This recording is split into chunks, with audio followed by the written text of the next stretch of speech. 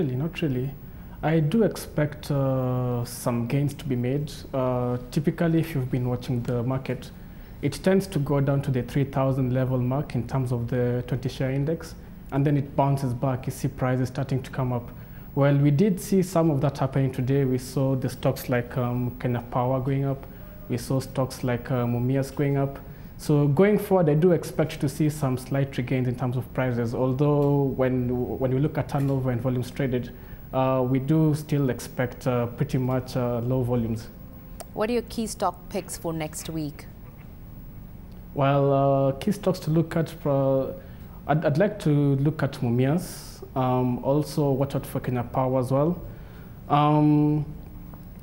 Watch out for National Bank as well as Safaricom. Well, those are the counters which currently look quite strong, and they are likely to pick up within the coming week.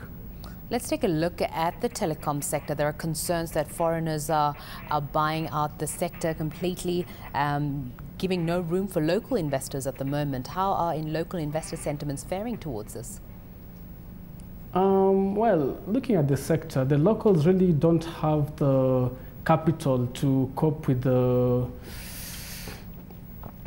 the increased demands for in the telecoms industry, because there is, with the coming of the fiber optic cable, there is a lot of demands in terms of capital input, and with the economy being sluggish, companies are not really keen to go to banks, because getting money from banks is quite expensive. So most companies are looking to raising funds internally.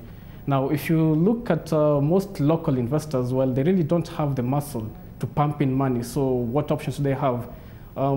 This is where the foreigners come in to buy out the local companies.